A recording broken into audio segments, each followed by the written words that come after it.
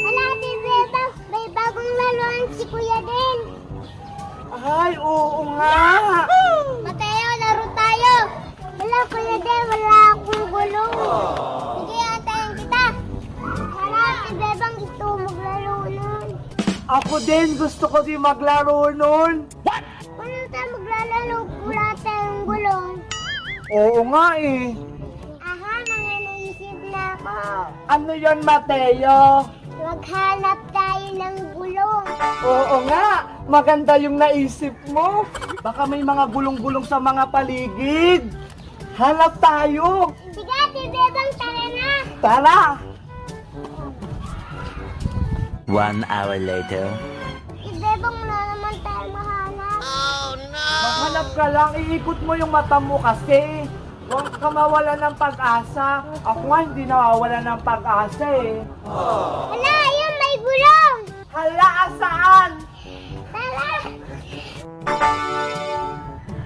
Ay, meron nga! Yahoo! Sabi ko sa'yo, meron din, Mateo eh. Wala, ang cute ng gulong. Oo nga, saktong-sakto lang sa'yo, maliit din. Oo nga, liit-liit. Ako na lang walang gulong. Ayun, may gulong! Wow! Sa wakas, may gulong na rin ako.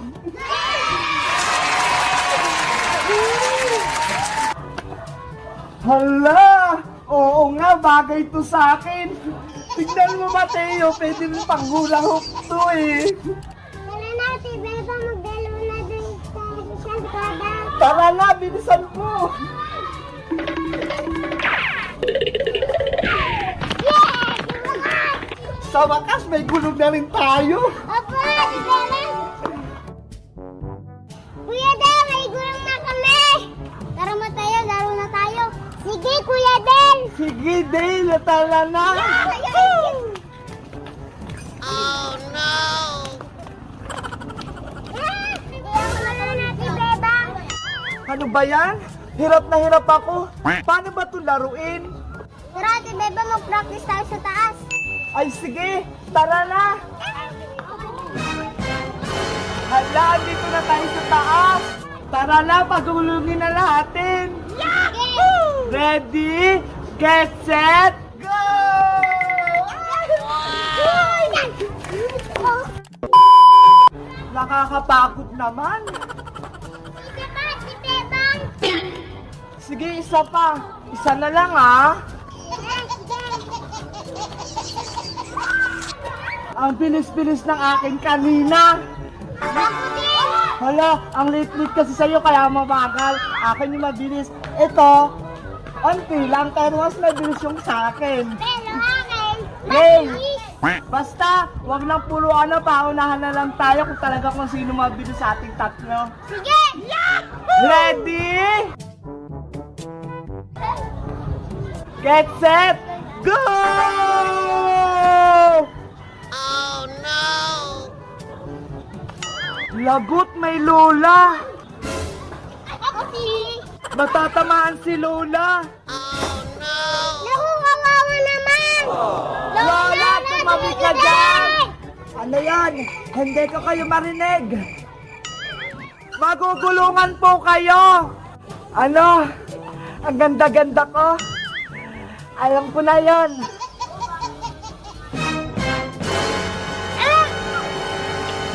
Hala! Lagot, tatamaan nga si Lola. Pasaway kayong mga batang kayo? Ano yung pustiso ko? Hindi na ako mukhang bata. Lala, tuturuan ko na po kayo tumayo. Salamat, Apo. Mateo, aka na. Lakihan mo para maubos agad. Bebang, bilisan nyo kumain dyan. Opo, Nay! Pagkatapos nyo, magugas ka agad. Saan po ba kayo pupunta? Kila Maring Greta na. Bilisan niyo po, umuwi, aayos siya nga. Huwag mong bubuksan yung pintuan natin. Baka mawala yung mga gamit dito. Opo, alis na ako. Mag-ingat po kayo. Few inches later. Ate Bebe, Hala, sino kaya yan? Saglit lang po, andyan na. Ate Bebang, saglit. Sabi ni Nana si Tao para magbubukas ng pinto. Oo nga no, baka masamang tao yan. Diba, buksan mo tong pinto. Ala, Ate Bebang, parang si Ari si Tangyo. Bumalik agad si nanay. Buksan mo na, si nanay mo ito. Andyan na po, nay!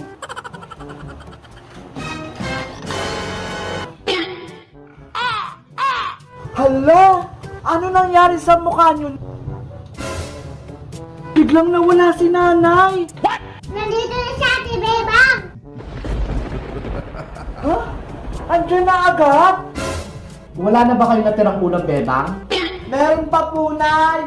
Yung tiniran yung ulam pang bukas. Kunin mo, Bebang. Gutom na ako. Ano kaya nangyari kay nanay? Kakatapos niya lang kumain tapos gutom agad? Ito na po, nay!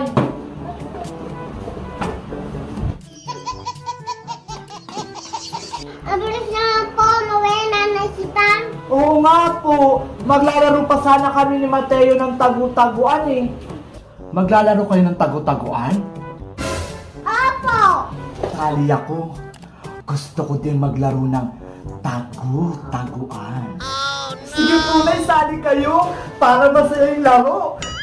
Bebang, Mateo, magtago na kayo. Tara na, Mateo, magtago na tayo. Doon Ate Bebang. Tara!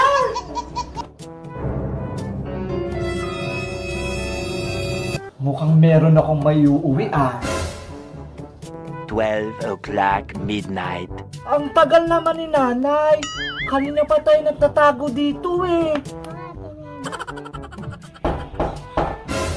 Ate Bebang, may kumakatok na naman. Sino na naman yun?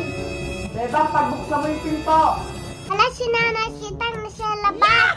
Tara, puntahan natin. Bakit ang tagal mo magbukas?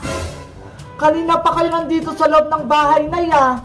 Anong pinagsabi mong bata ka? Nagtagu-taguan pa nga tayo eh. Kakarating ko pa nga lang, di ba? Ha? Oh no! Bebang! Nasaan yung TV natin? Hala, nawala! Wow, magic. Yung cabinet? Bukas-bukas na? Anong nangyari dito? Kayo po kanina. What? Anong ako? Nababalo ka na ba talagang bata ka? Mayayari ka talaga sa akin. Matitikman mo to. Oh no!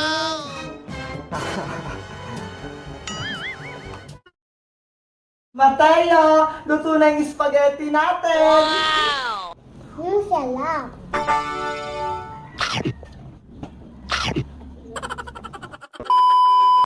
Aling Sonia, pabili po. Anong bibili mo, Bebang? Pabili po ako ng 3 noodles, ketchup, tapos 10 pisong hotdog. Magluluto kayo ng merienda? Opo, magluluto po kami ni Mateo ng spaghetti. Bebang, ito na yung pinamili mo. Maraming salamat po. Ito po yung bayad. Mateo, nakabili na ako. Yay, magluluto na tayo. Magantay ka lang dyan ha. Magluluto lang ako sa kusina. Sige po, Ate Bebang. 20 minutes later. Ayan, naihanda ko na yung mga rekado. Pati yung tubig kumukulo na. Bebang, ano naman yung pinagagawa mo dyan? Spaghetti po, Nay. Itong noodles? Gagawin yung spaghetti? Pwede ba yun? Opo. Naku, sayang lang yung gasol. Ang mahal-mahal niyan. What? Si nanay naman eh. Gutom nga kami ni Mateo. Kaya magluluto ako ng spaghetti. O siya, bilisan mo dyan. Malapit na ako magsayang ng hapunan. Sige po. Eventually. Ayan, luto na yung noodles. Ate Bebang, luto na ba yung spaghetti? Saglit na lang, Mateo. Konting antay na lang. Maluluto na to. Okay po. Excited na si Mateo. Susunod ko nang lutuin yung sauce. Mainit na yung mantika. Ilalagay ko na yung bawang. Papitong sibuyas. Yung hotdog na maliit. Isusunod ko na yung malalaki.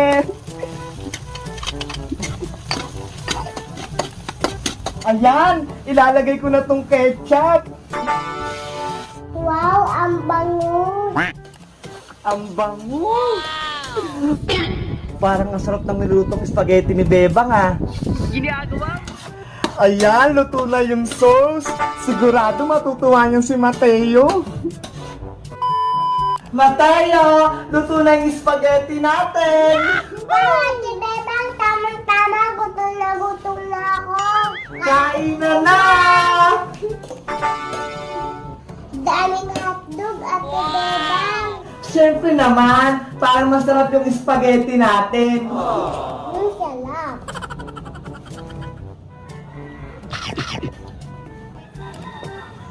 A few inches later. Busog na ako, Ate Bebang. Ako nga din eh. Ang laki na nga ng tiyan ko. Bebang! Si nanay! Asan yung niluluto mo spaghetti? Patikim ako. Hala! Naubos na namin, Anisita. Ano ba yan? Akala ko po kasi ayaw nyo. Kaya kinain na namin lahat ni Mateo. Inaantay ko pa namang maluto. Mukhang masarap pa naman. Joke lang po. May natira pa. Ito, Anisita, para sa inyo. Ay! Salamat! May natira pa pala. Ang babait nyo naman, Mateo at Bebang.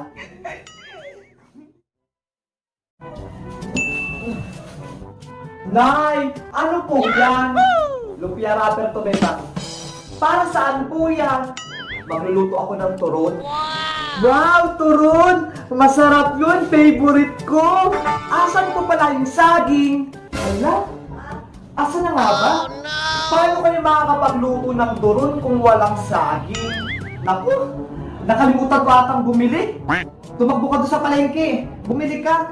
Hala! Ang layo! Sige na nga! Para makakain ako ng turon. Bebang, saan ka pupunta? Sa palengke po, Aling Tere. Bibili pong saging. Magluluto po kasi si nanay ng turon eh. Ay, tamang-tama. May binibenta akong saging dito. Ito oh, masarap to pang turon. Talaga po. Sakto, hindi na ako pupunta ng palengke. Diba? Para hindi ka na mapagod. Bilhin mo na to. Magkano po ba to? 50 pesos lang yan. O, eto po bayad. Marami pong salamat, Aling Tere. Yahoo! Nay! Andito na po ako. Nakabili na po ako ng saging. Ang bilis mo naman ata, Bebang. Kasi po, nasa lubong ko si Aling Tere. May binibenta siyang saging, kaya bumili na ako. Si Tere, nagtitinda ng saging? Patingin na ako yan. Ito po, oh. Ha? Senyoritang saging naman to, Bebang. Ang liit-liit ito. Hindi to pwede sa turon. Saging din naman po yan, Naya. Hindi tayo mabubusog sa sobrang liit niyan. Bahala ka dyan. Ikaw magluto ng turon na yan. Hala! Sige na nga. Ako na nga magluluto. Ayan, dahil ayaw ni nanay magluto, ako na lang magluluto ng turon. Ang una natin gagawin, babalutin yung turon. Ay, babalatan ko pa pala muna. Nakalimutan ko. Lagot ako nito kay nanay kapag kasama yun pala. Yan, lalagyan na natin ng syempre yung favorite kong pangtalasa. Milo to na may asukal. Para matamis. Ang sarap to. Kaso ang liit niya.